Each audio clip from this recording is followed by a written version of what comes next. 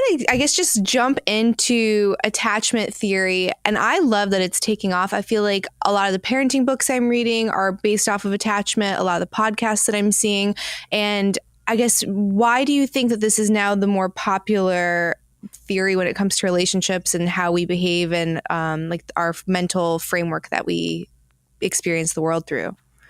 I just think that there's so much in the relationship world that affects us, like our feelings and our wounds and our fears and what we're looking for. And I think that there's really not that much historically that provides a framework of how to better understand ourselves and other people. And what I often say about our attachment style is our attachment styles are a subconscious set of rules that we've learned about love, like how we should give and receive love, what we should need from each other, what our expectations are, what we should fear. And so what often happens is when we have people with different attachment styles and they get into a relationship together, it's almost like you're trying to play a board game and you have a different set of rules for how the game goes. Like, we sit down, we're going to play a board game. You have Scrabble, I have Monopoly. Like, even if you want to have a good time, there's just going to be all this unnecessary friction because you have different rules for how the game is supposed to operate. And so when we have different rules for love and for connection, there's all of these pain points of confusion and poor communication.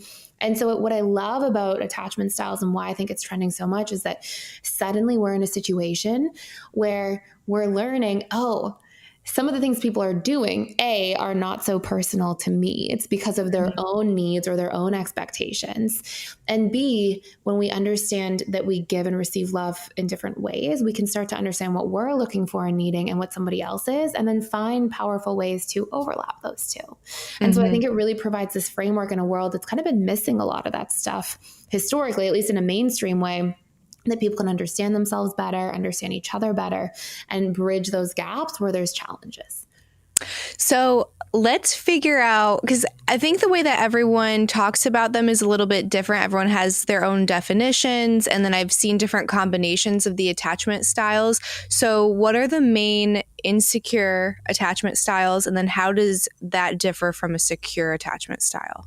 Okay, great question. So there's 4 attachment styles in total, and 3 are insecure and 1 is the secure. So the secure attachment style grows up and they get a lot of what we call approach-oriented behaviors in psychology. And it sounds like such a small thing, but has such a massive impact. So approach-oriented behaviors basically mean that when you are seeing your child cry, for example, that child in their experience, they have a lot of consistency of being approached.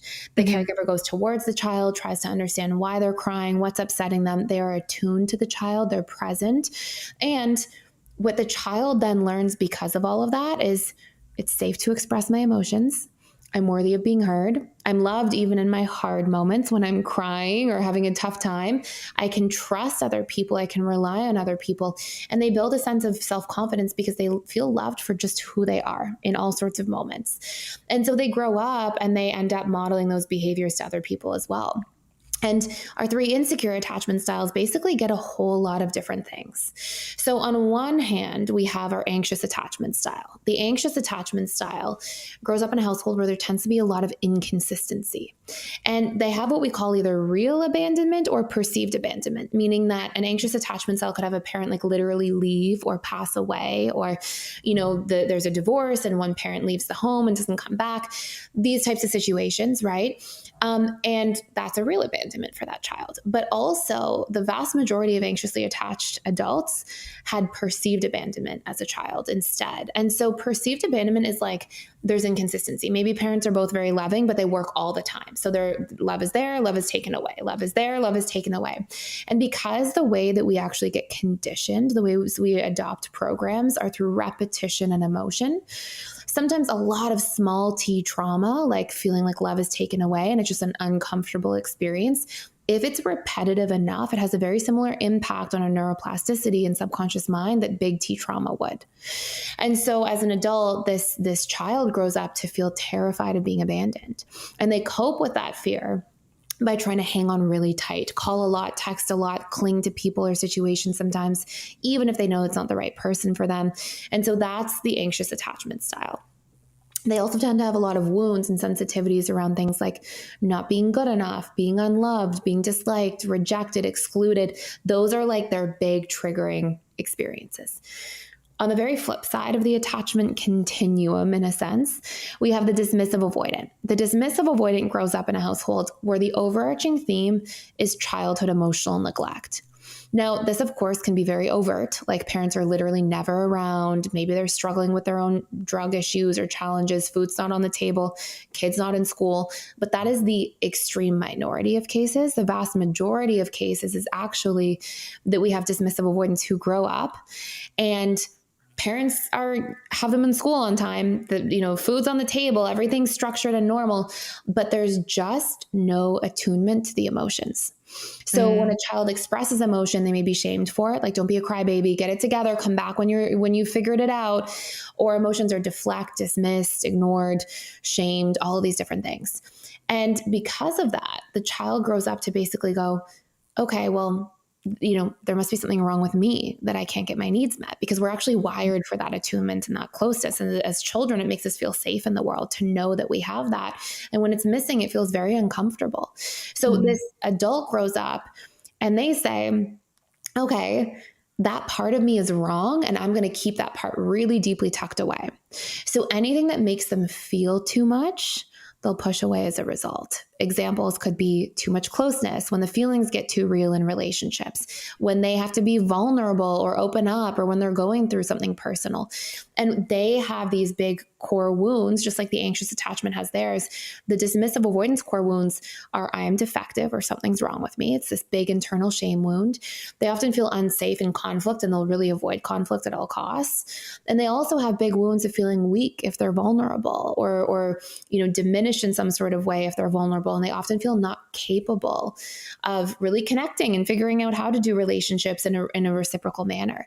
And so they cope by keeping people at arm's length. And when people get too close, they push away, or they jet, or they leave all of a sudden. And so, interestingly enough, anxious and dismissive often get together in relationships, and it becomes this really challenging situation. So the very last attachment style is disorganized or fearful avoidant. They're the same thing, often referred to as two different things. So the fearful avoidant attachment style grows up with the overarching theme being extreme chaos. Okay. It can be things like seeing a really bad divorce and the children are really put in the middle. Mom's saying negative things about dad saying terrible things about mom, etc. It can be extreme fighting in the home, where there can be abuse in different forms. It can also be having a parent who's an alcoholic or an addict. And because of the chaos, the major theme becomes the child is like, I never know what I'm going to get. If you look at the example of an alcoholic parent, let's pretend it's the mother. Maybe one day, child comes home from school, mom's drinking, she's in a great mood, she's extra loving and nice. And so sometimes connection is good. Another day, mom's drank way too much and she's cruel and she's critical and she's mean, or she's passed out, and that's unsafe and scary. And so on those days, connection is a scary thing. So the disorganized or fearful avoidant attachment style grows up to have extreme polarizing ideas about connection. They want it so much. They've had really loving experiences, really good ones, but also they've had really scary ones, really uncomfortable ones. So this person grows up as an adult to be like, come get close, somebody's close, or like, get back, stay away. And so they're constantly swinging and flip-flopping between their anxious side and their avoidant side. And they really share in both polarities of the attachment continuum. And part of it's because they've experienced such polarizing ideas about what love and connection is. It's a beautiful thing and it's a terrifying thing all at the same time. So can you be a combination of all of the insecure attachments, or do you tend to be in one bucket? Yeah, you're in one bucket generally. I mean, you can have like a side where you lean, like you can be fearful avoidant that spends more time on your anxious side, or fearful avoidant that spends more time on your dismissive side. But if somebody's like, I really relate to a combination, they're probably just the fearful avoidant one.